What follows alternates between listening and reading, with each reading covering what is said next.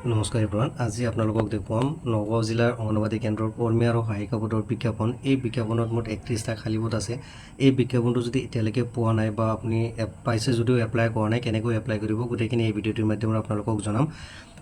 এই বিজ্ঞাপনত এপ্লাই কৰিবলৈ হলে আপুনি কেইটামান চৰ্ত আপুনি মানিব লাগিব প্ৰথম চৰ্তটোৱে হ'ল এই অধীনত যেটো অংগনবাড়ী কেন্দ্ৰত এপ্লাই কৰিব বা এপ্লাই কৰিব বিচাৰিব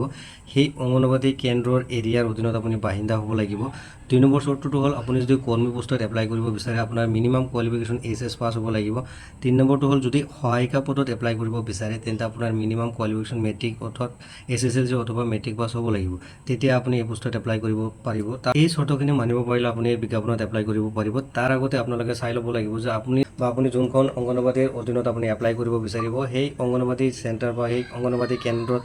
খালী পদ আছে না নাই প্ৰথমতে আপোনালোকে চাব লাগিব তো যদিহে খালী থাকে তেতিয়া এপ্লাই কৰিব খালী থাকিলেও আপুনি যদি বেলেগ গাঁৱৰ বা বেলেগ বাহিন্দা হয় বা আপোনাৰ কোৱালিফিকেশন নাথাকে তেতিয়াও আপুনি এপ্লাই কৰিব নোৱাৰিব গতিকে এপ্লাই কৰাৰ আগতে আপুনি প্ৰথমতে চেণ্টাৰটোত খালী আছে না নাই এইটো চাব লাগিব তাৰ লগতে আপুনি কোৱালিফিকেশন কিনো আপোনাৰ দৰকাৰ তো ইয়াত মই আপোনালোকক দেখুৱাই আছো যে স্ক্ৰীনত আপোনালোকে দেখা পাই আছে যে কোন কোন অংগনবাড়ী কেন্দ্ৰ বা চেণ্টাৰত খালী পদ আছে তাৰ লগতে অংগনবাড়ী কেন্দ্ৰৰ কন্টেক্ট নম্বৰো দিছে আপোনালোকে গোটেইখিনি বিজ্ঞাপনটো চাই ল'ব যে আপোনাৰ এৰিয়া বা আপোনাৰ অংগনবাড়ী চেণ্টাৰত খালী আছে না নাই প্ৰথমতে এইখিনি ভেৰিফাই কৰিব যদি খালী থাকে তেতিয়া হলে খালী থাকিলেহে আপুনি বাকি 4টা বা বাকি 5টা আপুনি চৰ্ত মানিব লাগিব তেতিয়া আপুনি এপ্লাই কৰিব পাৰিব তো প্ৰথমতে আপোনাৰ অংগনবাড়ী চেণ্টাৰত খালী আছে না নাই আপোনালোকে চাই ল'ব আৰু প্ৰথমও চাই ল'ব যে এইকেইটা হ'ল সহায়িকা আৰু আগৰখিনি আছিল কৰ্মী তো এইখিনি কোন কোন অংগনবাড়ী চেণ্টাৰ আছে আপোনাৰ গাঁৱত আছে না নাই বা আপোনাৰ অংগনবাড়ী চেণ্টাৰত খালী আছে না নাই চাই ল'ব এইখিনি চোৱাৰ পিছত আপুনি মই ইতিমধ্যে আপোনালোকক কৈছোঁ যে কেইটামান চৰ্তাৱলী কিন্তু ইতিমধ্যে আপোনালোকক প্ৰথমতেই জনাইছোঁ যে আপুনি সেই গাঁৱৰ বাহিন্দা হ'ব লাগিব লগতে আপোনাৰ মিনিমাম 18 ইয়াৰ্ছ বা মেক্সিমাম 44 বছৰ হ'ব পাৰিব তাতকৈ বেছি হ'ব নোৱাৰিব কোৱালিফিকেশন ইতিমধ্যে আপোনালোকক কৈছোঁৱে সহায়িকা পদৰ বাবে ইতিমধ্যে আপোনালোকক কৈছোঁৱে যে মেট্ৰিক সহায়িকা পদৰ বাবে মিনিমাম মেট্ৰিক পাছ হ'ব লাগিব এইখিনি হ'লে এপ্লাই কৰিব পাৰিব তাৰ লগতে ইতিমধ্যে আপোনালোকক কৈছোঁ যে গাঁওবুঢ়া বা পঞ্চায়তৰ পৰা আপুনি সেই এৰিয়া বা সেই বাহিন্দাৰ আপুনি ব্যক্তি বা প্ৰাৰ্থী হয় বুলি আপুনি এটা প্ৰমাণ দিব লাগিব এইখিনি হ'লেহে আপুনি বিজ্ঞাপনটোত এপ্লাই কৰিব পাৰিব তাৰ লগতে ইয়াৰ ওপৰঞ্চি কেইবাটাও চৰ্ত আছে আপোনালোকে চাই ল'ব ইয়াৰ লগতে আৰু ইয়াত কেইবাটাও নিয়ম বা কেইবাটাও আৰু চৰ্তাৱলী বা ইয়াত টাৰ্মছ এণ্ড কণ্ডিশ্যন মেনশ্যন কৰিছে ইয়াত আবেদন পত্ৰ নাকচ হ'ব পাৰে যদি আপুনি ইয়াত মেনশ্যন কৰা মতে আপুনি যদি ভুল তথ্য ছাবমিট কৰে তেতিয়াহ'লে আপোনাৰ এপ্লিকেশ্যনটো নাকচ বা আপোনাৰ ৰিজেক্ট হ'ব পাৰে বাছনি প্ৰক্ৰিয়া কেনেকৈ কৰিব চৰকাৰী নিৰ্দেশ মতে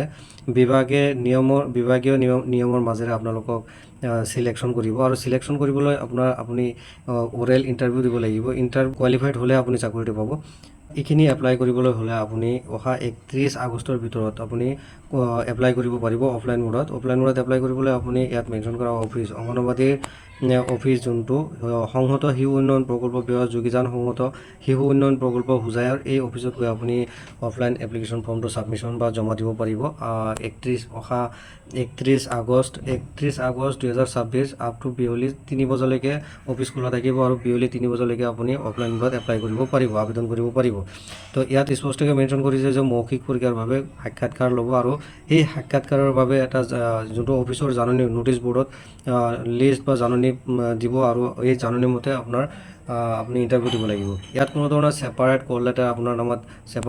ইছ্যু নকৰে গতিকে আপুনি এপ্লাই কৰাৰ পিছত আপুনি অফিচত খবৰ লৈ থাকিব লাগিব এইখিনি আছিলে নগৰ সংহত শিশু উন্নয়ন প্ৰকল্প বিভাগৰ অধীনত প্ৰকাশ পোৱা অংগনবাড়ী কেন্দ্ৰৰ সহায়িকা আৰু কৰ্মী পদৰ বিজ্ঞাপন এনেকুৱা ধৰণৰ বিজ্ঞাপনৰ আপডেটবিলাক মই আপোনালোকক সদায় দি থাকিম মোৰ চেনেলটো যদি এতিয়ালৈকে ছাবস্ক্ৰাইব কৰা নাই প্লিজ ছাবস্ক্ৰাইব কৰি ল'ব ধন্যবাদ